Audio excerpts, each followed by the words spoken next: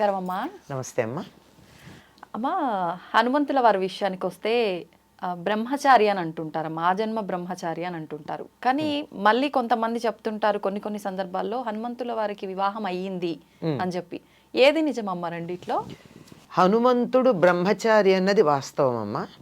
వివాహం అయిందో లేదో తెలియదు. ఇది చాలా కాంట్రాడిక్టరీగా ఉంది అనుకుంటారు కదా. బ్రహ్మచారి అంటే ఈ పదానికి పెళ్ళి కానివాడు అని అర్థం కాదు. మరేమ్మా బ్రహ్మం చరతి ఇది బ్రహ్మచారి అంటే బ్రహ్మమునందు చరించువాడు, నిరంతరము తపస్సు చేస్తూ కానీ, చదువుకుంటూ కానీ, వేదాధ్యయనం చేస్తూ కానీ, బ్రహ్మజ్ఞానాన్ని అన్వేషిస్తూ కానీ ఉండేటటువంటి వాళ్ళని బ్రహ్మచారి అంటారు. ఓకే. కృష్ణుడు బ్రహ్మచారి కదా. ఇప్పుడు మీరు చెప్పినట్టుగా చూస్తే కృష్ణుడు బ్రహ్మచారి. ఆయన సంతానం కావాలంటే శివుడిని ఉపాసన చేయాల్సి వచ్చింది, శివుడి గురించి తపస్సు చేయాల్సి వచ్చింది. ఒకసారి దుర్వాసుల వారు ఒక చోట వెళ్ళారట, నది దాటాల్సి వచ్చింది. నది దాటాల్సి వస్తే ఎలా దాడతామంటే, ఏముంది నడుచుకుంటూ వెళ్ళిపోవచ్చు అన్నట్ట. నది మీద నడుచుకుంటూ ఎట్లా పెడతామంటే, దుర్వాసుడు నిత్యోపవాసి, కృష్ణుడు బ్రహ్మచారి అనుకుంటూ వెళ్ళిపోతావన్నట్టు. ఇప్పుడే కదా పీకల దాకా తిని నిత్యోపవాసం అంటారేమిటి అని. అంతే కదా. అంతే. అను ముందర నువ్వు నమ్మి వెళ్ళు, దాటితే తెలుస్తుంది అని చెప్పినప్పుడు చెప్పింది ఏమిటంటే, నిత్య ఉపవాసి అంటే ఉపవాసం అంటే అక్కడ భోజనం చేయకుండా ఉండడం అని కాదు, నిరంతరము భగవంతుని ధ్యానంలో ఉండేవాడని అర్థం.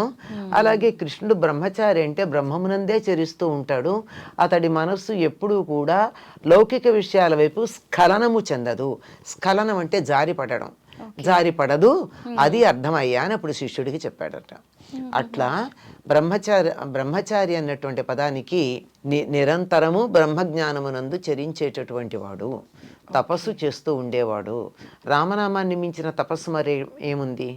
ఈ అర్థంలో బ్రహ్మచారి. ప్రత్యేకంగా ఇప్పుడు సుగ్రీవుడికి భార్య రుమ, అలాగే వాలి భార్య తార అని ఉన్నాయి. మిగిలిన ఎవరి భార్యల పేర్లు లేదు. ఎందుకు లేదు? వాళ్ళకి భార్యలు లేరా అంటే, వాళ్ళ భార్యలు కథలో భాగం కాదు. రుమకి ఒక స్థానం ఉంది, తారకు ఒక స్థానం ఉంది. ఎలాగా? రుమని వాలి సుగ్రీవుని తరిమేసి రుమని తన భార్యగా చేసుకున్నాడు, తమ్ముడి భార్యని. అందుకే కదా రాముడు అతను సంహరించింది. తార ఎలాగో ఉండనే ఉంది కనుక వాళ్ళ పేర్లు అక్కడ అవసరమై వచ్చాయి. మిగిలినటువంటి ఇంతమంది వానరులకి భార్యలు లేరంటే ఉన్నారు. ఎందుకంటే హనుమ తన సీతాదేవి దొరకలేదు గనక అన్వేషణ విఫలమైంది.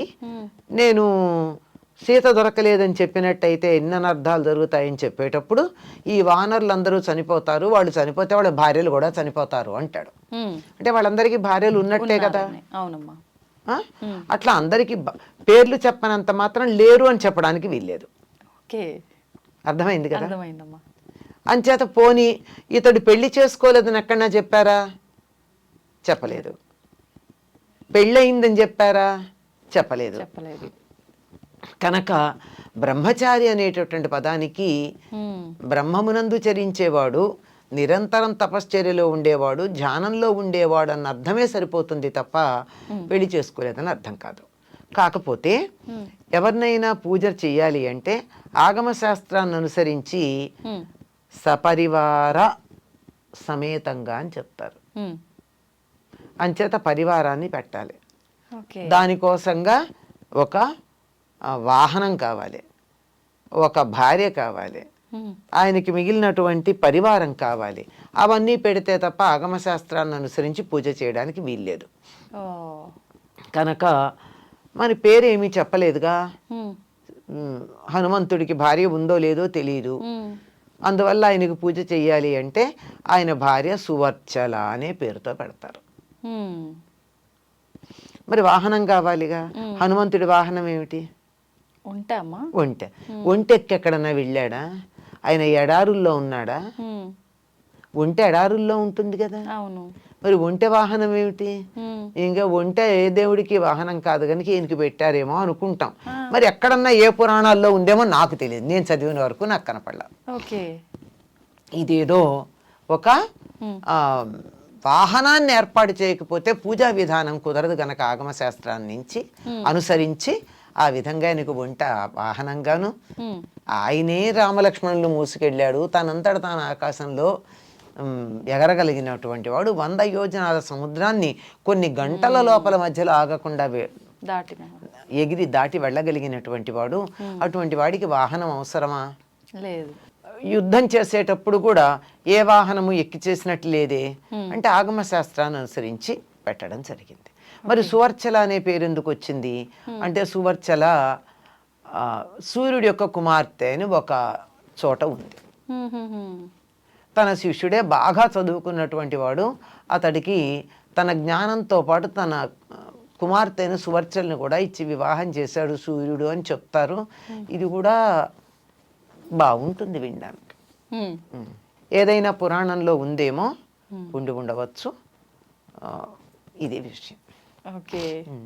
అయ్యి కానట్టు ఉండి ఉండనట్టు మరి కొన్ని ఎక్కడో ఉంటాయమ్మా, ఏదో కల్పాంతర భేదాలలో కొన్ని కల్పాల్లో కొన్ని కథల్లో స్వల్పమైన తేడా ఉంటుంది.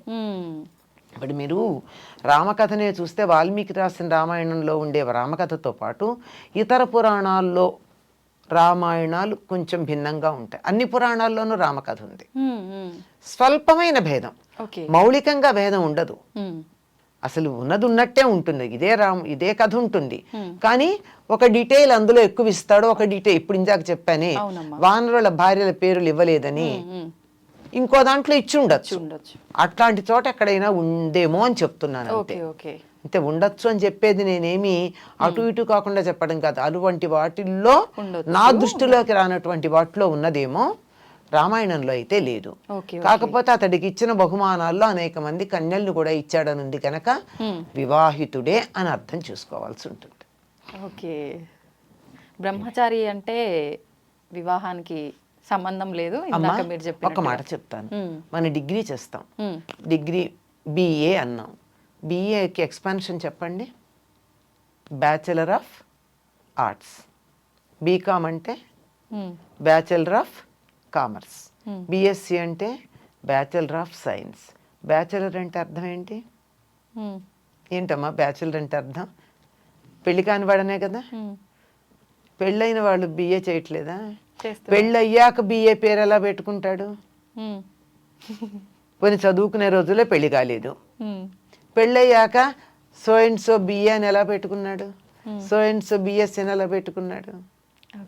అది అర్థం, సంబంధం లేదు. ఇప్పుడు I think you can understand better.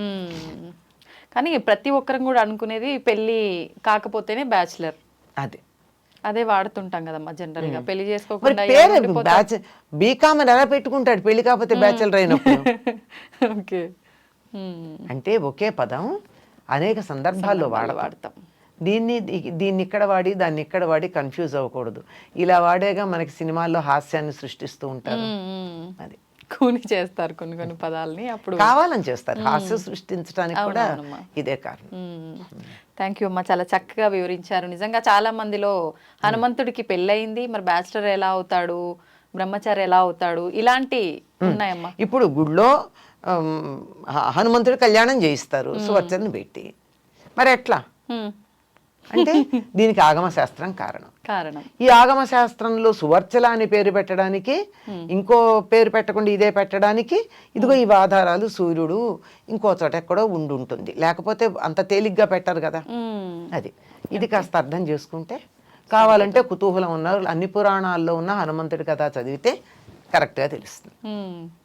అప్పుడు చాలా ఓపిక కావాలమ్మా, చదవాలి. మరి అనుమానం రాకూడదు, వస్తే ఖచ్చితంగా వెతకాలి, నివారించుకోవాలి.